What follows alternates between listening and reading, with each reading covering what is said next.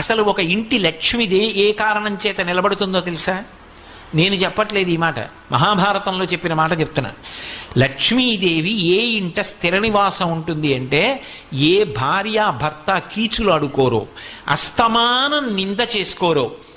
ఆయనకేం తెలుసండి, మా పుట్టింట్లో బోల్డ్ అన్ని పూజలు, కానీ ఆయనకేం తెలుసు, నన్ను చూసి నేను మా అత్తారింటికి వచ్చిన తర్వాత నమస్కారం పెట్టాలని నేర్చుకున్నారు అందనుకోండి. ఎందుకు ఆ పూజలన్నీ? ఈశ్వర స్వరూపుడైన భర్తను నింద చేసేదానికి. లక్ష్మీదేవి పూజ చేసి బయటికి వచ్చి భార్యని నింద చేశాడనుకోండి, ఎందుకు ఆ పూజ? నీ ఇంటి లక్ష్మి ఆవిడ సంతోషపడడానికి నువ్వు చేసిన లక్ష్మీ పూజ ఎవరికి పనికి వస్తుంది? వాళ్ళిద్దరూ ఉల్లాసంగా ఉన్నారనుకోండి, సంతోషంగా ఉన్నారనుకోండి, అంతకు మించిన లక్ష్మి ఇంకొకటి లేదు. అందుకే విశ్వనాథ సత్యనారాయణ గారి 1000 పడగ నవల్లో ఒక మరచెంబును అడ్డు పెట్టి దాంపత్యాన్ని చూపించారు. ఎంత ఉన్నది అని కాదు, ఆ ఉన్న రోజులు సంతోషం, ఆ లేని రోజులు మధురమైన